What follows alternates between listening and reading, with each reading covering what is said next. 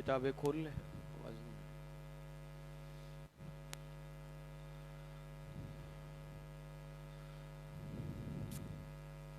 یہ الحیاء شعبۃ من الایمان یہاں سے ہے نا. ساتھی سبق کی جگہ یقیناً بھول چکے ہوں گے، لیکن سبق یہاں سے ہے الحیاء شعبۃ من الایمان. 5 نمبر حدیث.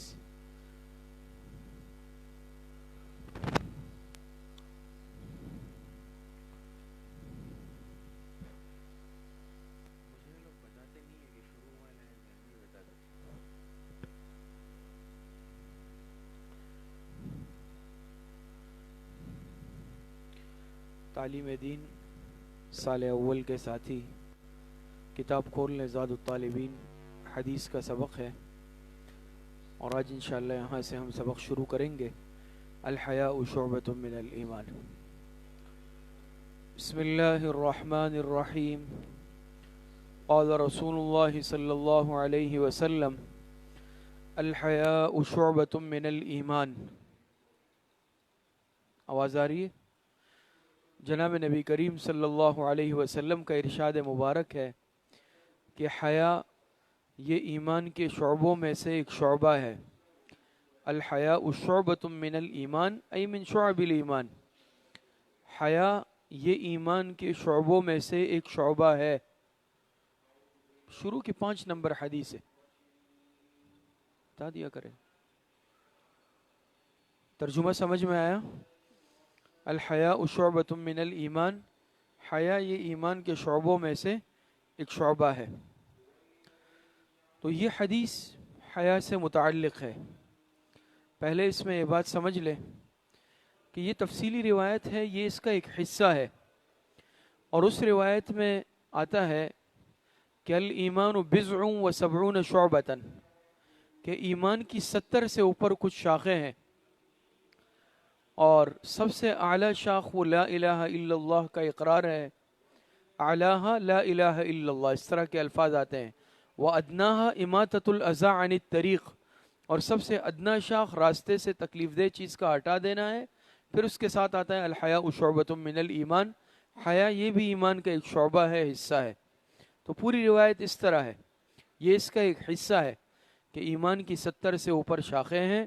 سب سے اعلیٰ شاخ لا الہ الا اللہ کا اقرار، توحید کا اقرار، اور ادنا شاخ راستے سے کسی تکلیف دہ چیز کو ہٹا دینا. اور حیا بھی ایمان کا ایک حصہ ہے.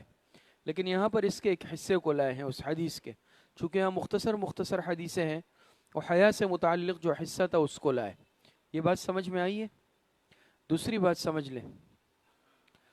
دوسری بات یہ ہے کہ جب حدیث میں فرمایا کہ حیا کی کہ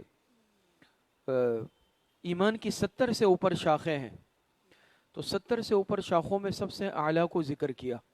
سب سے اعلیٰ وہ کیا ہے؟ کلمہ توحید کا اقرار، لا الہ الا اللہ. اسی کی بنیاد پہ انسان مومن بنتا ہے. کلمہ توحید کی بنیاد پر ہی انسان نجات پائے گا، یہ تو بنیاد ہے نا.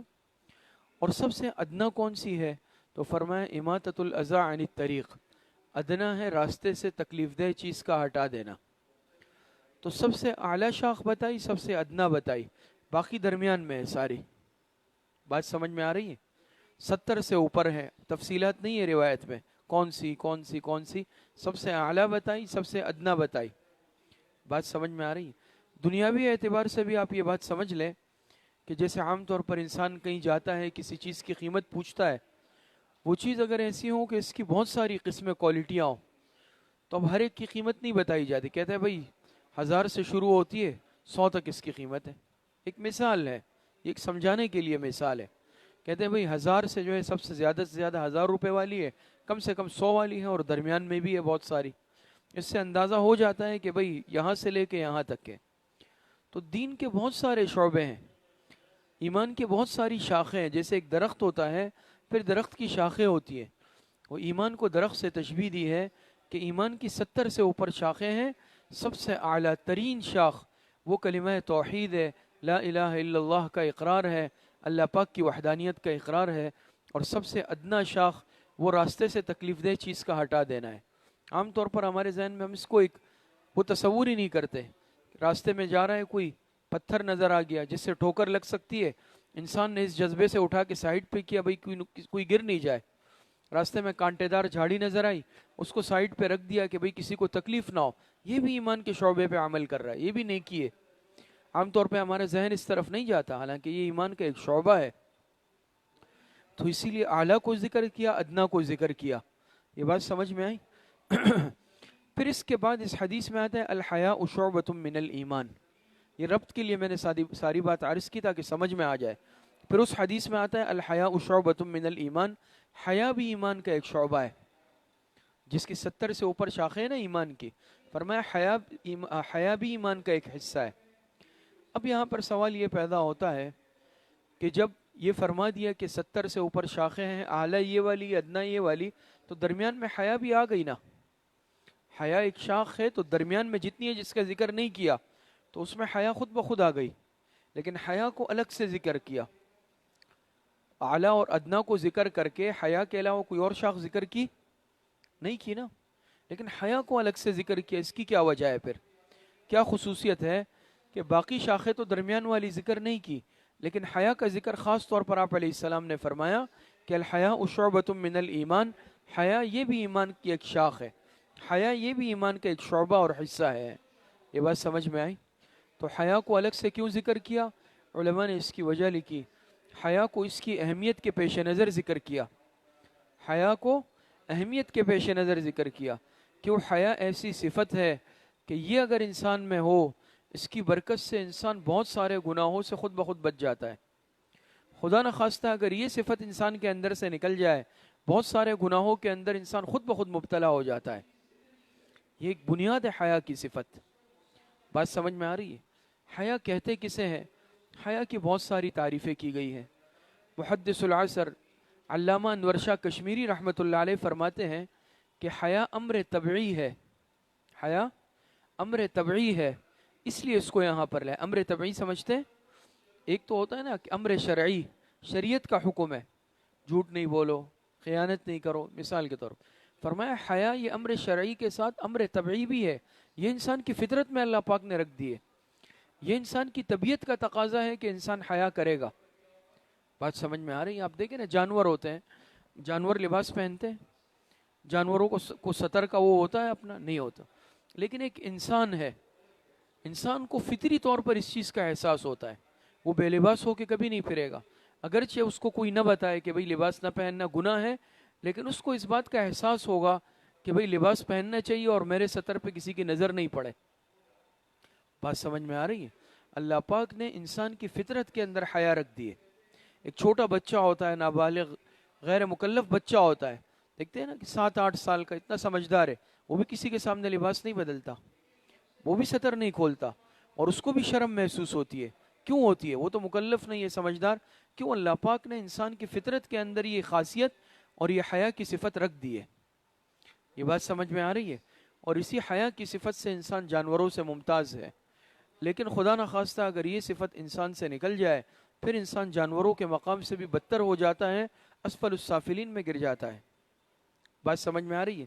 چنانچہ ایک روایت میں آتا ہے, جناب نبی کریم صلی اللہ علیہ وسلم نے ارشاد فرمایا اذا فاتک الحیاء فافعل ما شئت. بعض روایتوں میں الفاظ آتے ہیں فاصنع ما شئت, کہ جب تم میں سے حیا فوت ہو جائے پھر جو چاہو کرو, جو چاہو کرو. حدیث میں آتا ہے اگر جب حیا فوت ہو جائے تو پھر جو چاہو کرتے پھرو. یہ اجازت کی وجہ سے نہیں, یہ تحدیداً ہے, یہ تحدیداً ہے کہ جب حیا فوت ہو جائے نا تو پھر انسان کچھ بھی کر سکتا ہے. اور حقیقت ہے کہ یہ حیا کی صفت ہے, بہت ساری برائیوں سے انسان کو روک دیتی ہے. آپ دیکھیں نا, آج وہ معاشرہ یا خاص طور پر ہمارا مغربی معاشرہ وہ اس صفت سے عاری اور محروم ہے. دیکھیں نا کہ وہاں اس چیز کا نہیں ہے, مرد ہے عورت ہے جس طرح کا لباس پہن لے, حالانکہ مرد کا سطر الگ ہے, عورت کا پورا جسم سطر ہے تقریباً. لیکن آپ دیکھتے ہیں لباس کے نام پہ کیا ہوتا ہے, لباس کے نام پہ جو کھیل ہیں, برائے نام بس لباس ہے صرف. کیوں؟ حیا کی صفت نہیں ہے, ان کے نزدیک یہ چیز اہمیت نہیں رکھتی. بات سمجھ میں آ رہی ہے؟ تربیت ہی اسی ماحول میں ہوتی ہے. بلکہ ہمارے شیخ حضرت پیر ذوالفقار نقشبندی صاحب دامت برکاتہم فرماتے ہیں کہ وہاں باقاعدہ بعض تعلیمی اداروں میں اس چیز کی ترغیب اور تعلیم بھی دی جاتی ہے. اور اگر کوئی بچہ طالب علم اسٹوڈنٹ ایسا ہوتا ہے کہ جو شرمیلا ہوتا ہے تو وہ اس کو ایک مرض سمجھتے ہیں, کہتے ہیں یہ بچہ مریض ہے، کیوں شرما رہا ہے؟ اس کے اندر مرض ہے، عیب ہے، بیماری ہے۔ وہ اس شرمیلے پن کو، شرم کو ایک مرض سمجھتے ہیں، حالانکہ شریعت کی تعلیم ہے کہ انسان میں شرم و حیا ہونی چاہیے۔ یہ بات سمجھ میں آ رہی ہے؟ ایک بات تو یہ ہو گئی کہ حیا یہ ایمانی صفت ہے اور انسان میں ہونی چاہیے۔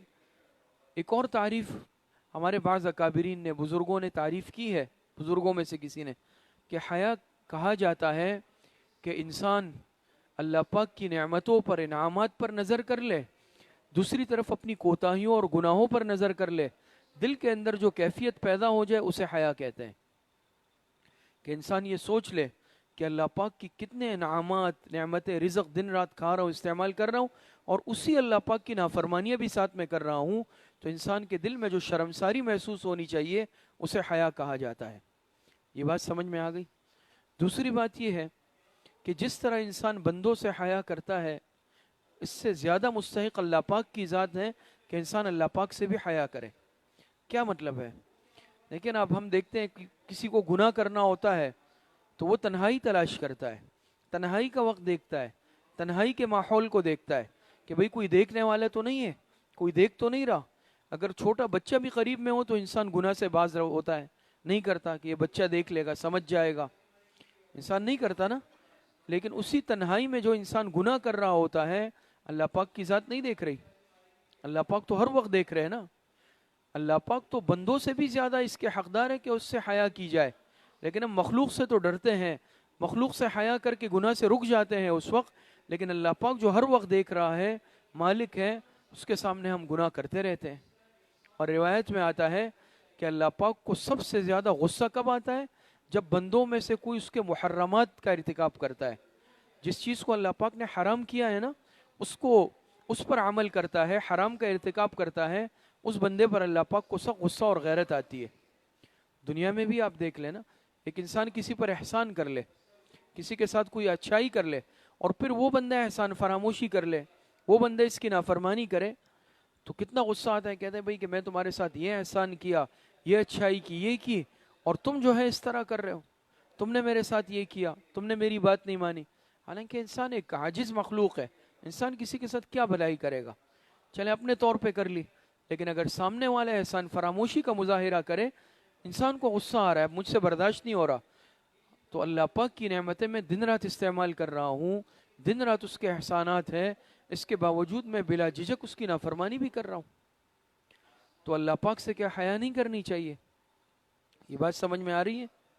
تو حیا یہ ایمانی صفت ہے۔ تو ضرورت اس بات کی ہے کہ انسان صرف جلوت میں لوگوں کے سامنے نہیں، بلکہ انسان کی خلوت بھی پاک ہو، تنہائی بھی پاک ہو، ہر وقت یہ استحضار ہو کہ اللہ پاک مجھے دیکھ رہے ہیں۔ جب یہ استحضار دل میں آتا ہے نا، پھر انسان گناہ نہیں کرتا۔ بات سمجھ میں آ رہی ہے؟ نہیں، حضرت عمر رضی اللہ عنہ نے ایک مرتبہ راستے میں جاتے ہوئے ایک چرواہے کو آزمایا، چرواہا تھا، عام آدمی تھا، اس سے کہا یہ ایک بکری ہمیں دے دو، اس نے کہا یہ میری نہیں ہے، مالک کوئی اور ہے۔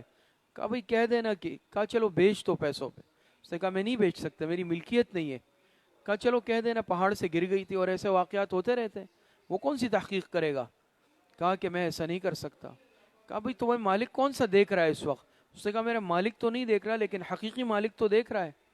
حضرت عمر رضی اللہ عنہ بڑے متاثر ہوئے۔ اسی طرح کا واقعات ہے، ایک مرتبہ رات کو گشت فرما رہے تھے حضرت عمر رضی اللہ عنہ، جب خلیفہ وقت تھے، مدینے کی گلیوں میں گشت فرماتے تھے، کوئی پریشان تو نہیں ہے، کوئی اور معاملہ تو نہیں ہے، گھر سے آواز آ رہی ہے ماں بیٹی کی، ماں نے بیٹی سے کہا صبح کا وقت ہے، دودھ میں پانی ملا دو، دودھ بیچتے ہوں گے۔ بیٹی نے کہا کہ جو ہے خلیفہ وقت نے پابندی لگائی ہے ملاوٹ پہ، میں نہیں کر سکتی ہوں۔ انہوں نے کہا عمر اس وقت کہاں دیکھ رہا ہے، وہ تو اپنے گھر میں سو رہا ہوگا۔ تو بیٹی نے کیا جواب دیا، عمر تو نہیں دیکھ رہا، عمر کا رب تو دیکھ رہا ہے۔ حضرت عمر بہت متاثر ہوئے، اور لکھا ہے علماء نے کہ باقاعدہ پھر تحقیق کی اور اپنے بیٹے کے لیے اس کی نکاح کا پیغام بھیجا۔ بات سمجھ میں آ رہی ہے؟ اور لکھا ہے کہ حضرت عمر ابن عبدالعزیز رحمۃ اللہ علیہ جو مشہور ہے، یہ پھر انہی کی اولاد میں سے ہے۔ جب پھر ایسے نیک لوگ ہوتے ہیں تو اولاد بھی ایسی ہوتی ہے۔ تو بہرحال حیا یہ ایمانی صفت ہے۔ اسی طریقے سے ایک قلبی حیا ہوتی ہے، ایک حیا عینی ہوتی ہے کہ انسان کی آنکھ میں حیا ہو۔ بات سمجھ میں آ رہی ہے؟ تو حیا یہ ہے کہ انسان کو حیا آتی ہو، بس ہم بے حیائی کے کاموں کا ارتکاب نہ کرتا ہو، بے حیائی سے بچتا ہو۔ سمجھ میں آ رہی ہے؟ ان اللہ یأمر بالعدل والإحسان وایتاء ذی القربى وینہی عن الفحشاء والمنکر. فحشاء اسی کو کہتے ہیں نا، فحش کام، بے حیائی کا کام کرنا، اس سے اللہ پاک نے روک دیا. ایک حیا وہ ہوتی ہے انسان کی آنکھ میں بھی ہو. ماں باپ ہے، اب ماں باپ کے سامنے کوئی اونچی آواز سے بات نہیں کرتا، آنکھ اٹھا کے بات نہیں کرتا، لیکن خدا نخواستہ اگر یہ ادب آداب مراتب فرق مراتب حیا نکل جائے، کوئی باپ کے سامنے آنکھ اٹھا کے کہہ رہا ہے، والدہ کے سامنے اونچی آواز میں بات کم گئے بھائی اس کی آنکھ میں حیا نہیں ہے. استاذ کے ساتھ انسان نیچی آنکھ کر کے بات کرتا ہے، حیا کے ساتھ پیش آتا ہے، ادب کے ساتھ. لیکن اب اگر کوئی استاذ کے ساتھ بے ادبی کر رہا ہے، ہم کہیں گے بھائی اس کی آنکھوں سے حیا فوت ہو گئی ہے. بڑوں سے، اپنے شیخ سے، والدین سے، اپنے اکابر سے، یا خاندان کے بڑے بزرگ جو بھی ہے، اللہ پاک نے فرق مراتب رکھے ہیں، تو بے ادبی سے پیش آنا یا انسان فرق مراتب کا لحاظ نہ رکھے، یہ بھی بے حیائی کے زمرے کے اندر شامل ہو جاتا ہے. بات سمجھ میں آ رہی؟ آگے دوسری روایت دیکھیں. بسم اللہ الرحمن الرحیم. قال رسول اللہ صلی اللہ علیہ وسلم المرء مع من احب. المرء مع من احب. ترجمہ سنیں. جناب نبی کریم صلی اللہ علیہ وسلم کا ارشاد مبارک ہے کہ انسان قیامت کے دن اسی کے ساتھ ہوگا جس کے ساتھ دنیا میں وہ محبت رکھتا ہے. انسان کا حشر قیامت کے دن اس کے ساتھ ہوگا جس کے ساتھ دنیا میں وہ محبت رکھتا ہوگا، قلبی محبت، دلی محبت. بات سمجھ میں آ رہی ہے؟ تو اس سے اس حدیث کا شان ورود ہے. پہلے میں عرض کر چکا ہوں انما الاعمال بالنیات میں، جیسے قرآن کریم کی آیات یا سورتوں کا شان نزول ہوتا ہے، تو حدیث مبارکہ کا شان ورود ہوتا ہے. بعض کوئی واقعہ ہوتا ہے، پس منظر ہوتا ہے. تو علماء نے، محدثین نے لکھا ہے کہ ایک مرتبہ حضور علیہ الصلوۃ والسلام سے صحابہ نے پوچھا کہ اے اللہ کے رسول، آپ کیا فرماتے ہیں ایسے شخص کے بارے میں جو کسی سے محبت تو رکھتا ہے لیکن اس جیسے اعمال نہیں کر سکتا. کسی سے دلی محبت دنیا میں رکھتا ہے لیکن اس جیسے اعمال نہیں کر سکتا. آپ علیہ السلام نے ارشاد فرمایا المرء مع من احب. المرء مع من احب، کہ انسان قیامت کے دن اسی کے ساتھ ہوگا جس کے ساتھ دنیا میں وہ محبت رکھتا ہو. صحابہ فرماتے ہیں ہمیں آپ علیہ السلام کے اس فرمان مبارک سے بے انتہا خوشی ہوئی. خوشی ہوئی نا. صحابہ تو حضور علیہ السلام کے عاشق تھے اور عشق حقیقی تھا ان کا، زبانی نہیں تھا. تو صحابہ کو بڑی خوشی ہوئی کیونکہ ہر صحابی حضور علیہ السلام کا عاشق تھا، تو بھئی حضور علیہ السلام کی آخرت میں بھی معیت نصیب ہو جائے گی. تو دنیا میں جو جس کے ساتھ حقیقی محبت رکھتا ہوگا قیامت کے دن اسی کی معیت نصیب ہوگی. جو انبیاء کے ساتھ خاص طور پر سرور کائنات جناب نبی کریم صلی اللہ علیہ وسلم کے ساتھ محبت رکھتا ہو، صحابہ کے ساتھ، تابعین کے ساتھ، تبع تابعین، اولیاء، مشائخ، نیک لوگوں کے ساتھ، قیامت کے دن انہی کی معیت نصیب ہوگی. اور خدا نخواستہ اگر کسی کی محبت، دلی محبت کفار کے ساتھ، فساق کے ساتھ، فجار کے ساتھ، بدعقیدہ لوگوں کے ساتھ ہوگی، پھر قیامت میں انہی کی معیت نصیب ہوگی. اسی لیے علماء نے لکھا ہے کہ انسان دنیا میں اپنی دلی محبت اور مودت یہ نیک لوگوں کے ساتھ رکھے. بات سمجھ میں آ رہی ہے؟ اچھے لوگوں کے ساتھ، صلحاء کے ساتھ رکھے تاکہ قیامت کے دن حشر بھی ان کے ساتھ ہو. وہ فرمایا المرء مع من احب. دلی محبت مراد ہے، قلبی محبت. باقی یہ بات بھی سمجھ لیں کہ جیسے اگر کافر وغیرہ ہے تو ان کے ساتھ موالات کی اجازت تو نہیں ہے، لیکن مدارات یا معاملات کی اجازت ہے. مختلف چیزیں ہوتی ہیں نا، ایک موالات ہے، ایک مدارات ہے، مساوات ہے، معاملات ہے. موالات کی اجازت نہیں. موالات کہتے ہیں دلی محبت، انسان دل سے محبت کرے، وہ جائز نہیں ہے. کافر کے ساتھ، فاسق فاجر بدعقیدہ کے ساتھ موالات جائز نہیں ہے. لیکن دوسری چیز ہے مدارات. مدارات یا مواسات سمجھتے ہیں؟ مدارات کہتے ہیں بھئی وہ آپ کا مہمان ہوا، آپ کا پڑوسی ہے، چاہے کافر ہے، چاہے اعمال کے اعتبار سے کسی بھی طرح ہے، کسی بھی عقیدے کا ہے، لیکن اگر وہ آپ کا مہمان ہے تو خادر مدارات کرنی ہے. یا مواسات، خوشی غمی میں شرکت، وہ انسان کر سکتا ہے، کوئی حرج نہیں ہے. معاملات، بعض مرتبہ کوئی کاروباری معاملات ہے، آپ کو خرید و فروخت کرنی ہے، وہ بھی کر سکتا ہے. حضور علیہ السلام، مشرکین بعض مرتبہ حضور علیہ السلام کے مہمان بنتے تھے، آپ ان کا اکرام فرماتے تھے. بات سمجھ میں آ رہی؟ پڑوس میں اگر کوئی کافر رہتا ہے تو اس کے اپنے حقوق ہیں، وہ آپ حق ادا کریں گے پڑوسی ہونے کے ناطے سے. تو مواسات ہے، مدارات ہے، معاملات ہے، اس کی اجازت ہے، انسان خوشی غمی میں شرکت کرے گا. بات سمجھ میں آ رہی ہے؟ اور ان کا بھی خیال رکھے گا. لیکن موالات جسے کہتے ہیں نا، دلی اور قلبی محبت، وہ صرف ایمان والوں کے ساتھ. یہ بات سمجھ میں آ رہی ہے؟ اسی طرح ایک روایت میں آتا ہے جناب نبی کریم صلی اللہ علیہ وسلم نے ارشاد فرمایا من تشبہ بقوم فہو منہم، جو دنیا میں کسی کی مشابہت اختیار کرے گا، ادھر تشریف لے آئے، وہ انہی میں شمار ہوگا. ادھر آ جائیں. من تشبہ بقوم فہو منہم، جو کسی کی مشابہت اختیار کرے گا دنیا میں اسی میں سے ہوگا. یعنی دنیا میں کسی نے فساق فجار کفار کی مشابہت اختیار کی، ان کی محبت کی وجہ سے وہ انہی میں شمار ہوگا. چاہے یہ مشابہت چہرے کے اعتبار سے، جسم کے اعتبار سے، لباس کے اعتبار سے، کردار اور اطوار کے اعتبار سے، کسی بھی اعتبار سے ہو. تو بہرحال فرمایا المرء مع من احب، انسان دنیا میں جس کے ساتھ حقیقی اور دلی محبت رکھے گا تو اسی کے ساتھ کیا ہوگا؟ قیامت کے دن اس کا حشر ہوگا. کتابیں نہیں ہیں؟ کتابیں نکال لیں، وقت کم ہے. تیسری حدیث دیکھ لیں. بسم اللہ الرحمن الرحیم. قال رسول اللہ صلی اللہ علیہ وسلم الخمر جماع الاثم. دیکھ لی، الخمر جماع الاثم. ترجمہ: شراب نوشی برائیوں کا مجموعہ ہے. شراب پینا، شراب نوشی کرنا، یہ برائیوں کا مجموعہ ہے، برائیوں کی جڑ ہے. جماع یعنی مجموعہ. مجموعہ آپ جانتے ہیں نا کہ ایک چیز وہ جس میں بہت ساری چیزیں جمع ہو جائے، تو یہ خرابیوں کا مجموعہ ہے. قرآن کریم میں اللہ پاک ارشاد فرماتے ہیں انما الخمر والمیسر والانصاب والازلام رجس من عمل الشیطان، کہ یہ جو شراب پینا ہے، شراب نوشی ہے، جوا ہے، پانسا ہے، سٹا ہے، جو بھی چیزیں ہیں، فرمائے رجس من عمل الشیطان. رجس کہتے ہیں گندگی کو. آپ کے پاس نہیں ہے کتاب؟ آپ ادھر آ جائیں نا، آپ ادھر آ جائیں، ساتھ بیٹھ جائیں. رجس کہتے ہیں گندگی کو، ناپاک چیز کو. شراب کو اور ان چیزوں کو قرآن کریم نے فرمایا رجس. رجس کسے کہتے ہیں؟ گندگی کو، ناپاکی، جو چیز گندی ہو. فرمایا یہ گندگی ہے اور من عمل الشیطان، شیطانی عمل ہے. یہ گندگی ہے اور شیطانی عمل ہے. بات سمجھ میں آ رہی ہے؟ تو شراب کو قرآن کریم نے گندگی سے تعبیر کیا، شیطانی عمل سے تعبیر کیا. شراب پینا بہت بری عادت ہے. اور روایتوں میں آتا ہے بعض ایسی بڑی راتیں آتی ہیں جس راتوں میں اللہ پاک کی رحمت جوش پر ہوتی ہے اور اللہ پاک بندوں کی مغفرت فرماتے ہیں کثرت سے، جنت کے فیصلے ہوتے ہیں. لیکن اس بڑی راتوں میں، ان مغفرت کی راتوں میں، بعض بدقسمت ایسے ہوتے ہیں ان کی مغفرت کا فیصلہ روک دیا جاتا ہے. ان میں افراد میں سے ایک فرد کون ہے؟ عادی شراب نوش. جو شراب نوشی کا عادی ہو، اس بڑی رات میں جس میں اللہ پاک کثرت سے مغفرت فرماتے ہیں امتیوں کی، اس میں اس کی مغفرت نہیں ہوتی. کتنی بڑی محرومی کی بات ہوگی. بات سمجھ میں آ رہی ہے؟ تو اسی لیے فرمایا کہ الخمر جماع الاسم، شراب نوشی یہ برائیوں کا مجموعہ ہے.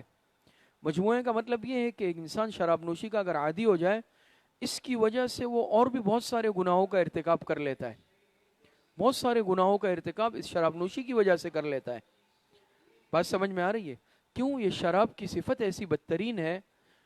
اس کو شراب خمر کیوں کہتے ہیں؟ عربی میں خمر کہتے ہیں نا. خمر کہا جاتا ہے ما خامر العقل بھی. خمر اصل میں خمار سے ہے.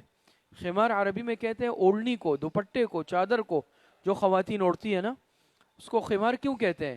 کہ وہ سر کے بالوں کو چھپا لیتی ہے. دوپٹہ سر کے بالوں کو چھپا لیتا ہے نا، اس لیے اس کو خمار کہتے ہیں. اور خمر کو بھی خمر اس لیے کہتے ہیں، یہ عقل کو چھپا لیتی ہے، یہ انسان کی عقل کو معاف کر دیتی ہے، یہ انسان کی عقل کو ڈھانک لیتی ہے، انسان کی مت ماری جاتی ہے. شراب نوشی جب انسان کرتا ہے پھر انسان کی عقل کام نہیں کرتی. پھر آپ دیکھتے ہیں نا، خدا نخواستہ زبان سے وہ ہذیان بکتا ہے، گالیاں بکتا ہے، فحش کلامی کرتا ہے اور اسے کوئی احساس ہی نہیں ہوتا. عقل پہ پردہ آ جاتا ہے. لباس بعض مرتبہ اتار دیتا ہے، اسے ستر کا خیال نہیں ہوتا. بات سمجھ میں آ رہی ہے؟ گالم گلوچ وہ کرے گا، محرم نہ محرم کی پہچان ختم ہو جائے گی اور انسان سے کوئی بعد نہیں ہے کون سا بھی گناہ اس حالت میں کر لے. کوئی بھی گناہ کر سکتا ہے. جیسے واقعہ لکھا ہے کہ ایک شخص کو مجبور کیا گیا کہ بھئی 3 گناہوں میں سے ایک گناہ کر لو ورنہ تمہیں قتل کر دیا جائے گا. 3 گناہ کیا؟ یا تو یہ شراب پی لو، یا جو ہے اس عورت سے بدکاری کر لو، اور یا پھر جو ہے اس شخص کو قتل کر دو. تینوں میں سے ایک کام اختیار کر لو. اس نے سوچا قتل تو بہت بڑا عمل ہے، بہت بڑا گناہ ہے، بے گناہ انسان کو کیوں قتل کروں؟ زنا بھی بہت گناہ کا عمل ہے، برا عمل ہے. ہاں یہ شراب نوشی ہے، معمولی گناہ ہے، یہ کر لیتا ہوں. تو جب شراب کو اختیار کر کے شراب پیا، نشہ چڑھا، تو بدکاری بھی کر لی اور قتل بھی کر دیا. تو اسی لیے دیکھیں کہا گیا ہے نا کہ الخمر جماع الاسم، اس کو ایک گناہ نہیں سمجھو، یہ گناہوں کا مجموعہ ہے۔ خدا نخواستہ انسان جب اس عمل کا عادی ہوتا ہے، یہ زنا بھی کر سکتا ہے، یہ قتل بھی کر سکتا ہے، اس سے کسی بھی گناہ کا احتمال ہو سکتا ہے پھر۔ تو یہ معمولی اور چھوٹا گناہ نہیں ہے۔ اور جہاں اس کے دنیاوی نقصانات ہیں، اخروی نقصانات بھی بہت ہیں۔ اخروی نقصان تو ہے نا کہ ظاہری بات ہے مغفرت روک دی جاتی ہے، قیامت کے دن سزا دی جائے گی جہنم میں۔ اور دنیاوی نقصانات بھی ہے، طبہ نے بھی اس کے نقصانات لکھے ہیں۔ جو شراب نوشی کا عادی ہوتا ہے، آپ دیکھیں اس کی آنکھیں متاثر ہو جاتی ہے، آنکھیں سرخ ہو جاتی ہے، زبان کی جو وہ ہے نا صلاحیت وہ خراب ہو جاتی ہے، آواز موٹی ہو جاتی ہے، نظام ہضم اس کا تباہ ہو جاتا ہے، جسمانی صلاحیتیں طاقتیں کمزور ہو جاتی ہے۔ یہ چیز انسان کے جسم کو بھی اتنا نقصان پہنچاتی ہے، ذہنی صلاحیتیں بھی خراب ہو جاتی ہے۔ بات سمجھ میں آ رہی ہے؟ تو اس کے بے انتہا نقصانات لکھے ہیں۔ اسی لیے فرمایا کہ الخمر جماع الاسم، کہ شراب نوشی، شراب پینا یہ برائیوں کا مجموعہ ہے، ایک برائی نہیں ہے، یہ برائیوں کا مجموعہ ہے کہا گیا۔ اس میں بہت ساری برائیاں آ جاتی ہے۔ اب دیکھیں نا ایسے مغربی معاشرے میں بعض راتیں نیو ایئر نائٹ فلاں فلاں کہتے ہیں اتنی شراب پی جاتی ہے کہ جتنا لوگ پانی پیتے ہیں، اور پھر اس کے نتیجے میں بے انتہا ہنگامہ آرائی، فساد، عورتوں کی عزتیں خراب کرنا، اور سڑکوں پر آ کر فتنے فساد پہنے کتنا ہوتا ہے مغربی معاشرے میں۔ ہم تو سمجھتے ہیں کہ ایسا نہیں ہے اور یہ ہے اور وہ ہے، لیکن یہ سب ہوتا ہے، ایسا ہوتا ہے۔ جب وہ شراب کے نشے میں دھت ہو جاتے ہیں تو پھر اس صورت کے اندر نہ لباس کا خیال رہتا ہے، نہ محرم غیر محرم کا خیال رہتا ہے، نہ کسی اور عمل کا خیال رہتا ہے، پھر انسان بالکل آؤٹ ہو جاتا ہے۔ تو یہ اتنی بری چیز ہے۔ تو ایک مسلمان تو اس کا تصور بھی نہیں کرے، ذہن میں بھی نہیں لائے کہ خدا نخواستہ وہ شراب کا ایک قطرہ اپنے جو ہے معدے میں اتار لے۔ اور جب شراب کی حرمت آئی، قرآن کریم میں بھی اس کی حرمت آئی ہے، جیسے آپ کے سامنے آیت پڑھی، احادیث مبارکہ میں ہے، تو زمانے جاہلیت میں پی جاتی تھی، ابتداء اسلام میں پھر شراب حرام ہو گئی۔ ابتداء اسلام میں تھی لیکن بعد میں حرام ہو گئی۔ جب حرمت آ گئی تو صحابہ نے جو شراب بنائی تھی یا گھروں میں تھی، مٹکوں میں تھی، برتنوں میں تھی، سب کے سب بہا دی، مٹکے توڑ دیے، وہ برتن ہی توڑ دیے۔ صحابہ تو حضور علیہ السلام کے ایک حکم کو سنتے تھے بس۔ مدینے کی گلیوں میں شراب ایسے بہہ رہی تھی جیسے کہ پانی کی کوئی ندی بہتی ہے، روایتوں میں آتا ہے گلیوں میں ایسے بہہ رہی تھی جیسے کوئی پانی کا چشمہ اور ندی ہوتی ہے نا، ایسے بہہ۔ پھر صحابہ نے ہاتھ نہیں لگایا اس کو۔ بات سمجھ میں آ رہی ہے؟ اور آخری بات بس یہ سمجھ لیں، چاہے شراب کا کوئی بھی نام رکھ دیا جائے، کسی بھی عنوان سے ہو، کسی بھی لیبل سے ہو، لیکن وہ حرام ہے۔ آپ علیہ السلام سے پوچھا گیا، روایتوں میں آتا ہے کہ فلاں قسم کی شراب بنتی ہے ہمارے علاقے میں، فلاں قسم کی، اس کا کیا حکم ہے؟ کیونکہ یہ مختلف چیزوں سے بنتی تھی اس زمانے میں، کھجور سے بھی بنتی تھی، جوں سے بھی بنتی تھی، چاولوں سے بھی بنتی تھی، گندم سے بھی بنتی تھی، شہد سے بھی بنتی تھی، ہو سکتا ہے آج کل بھی مختلف چیزوں کی ہوتی ہے، واللہ عالم، مختلف چیزوں کی۔ اسی طرح حضور علیہ السلام سے یہ پوچھا گیا فلاں برتن میں جائز ہے، فلاں برتن میں فلاں۔ آپ نے ایک اصول بتایا جواب میں، یہ نہیں کہ فلاں قسم کی ہے، کون سی قسم کی ہے، کس برتن میں، نہیں، آپ نے فرمایا کل مسکر حرام، حدیث میں آتا ہے۔ آپ نے جواب کیا دیا؟ کل مسکر حرام، ہر نشاور چیز حرام ہے۔ جواب میں آپ نے ایک جملہ ارشاد فرمایا۔ یہ اب قاعدہ اور اصول ہے بس۔ آج کل کے زمانے میں بھی اگر کوئی بھی ایسی چیز ہے مشکوک ہے، مشتبہ ہے، لیکن جس سے نشہ آتا ہو، بس نشہ آ رہا ہے، وہ حرام ہے۔ چاہے اس کا آپ کچھ بھی نام رکھ دیں، کتنی خوبصورت پیکنگ میں ہو، کتنا اچھا لیبل اور اسٹیکر لگا دے، کتنا ہی معزز نام رکھ لے، لیکن اگر وہ نشاور ہے تو وہ حرام ہے۔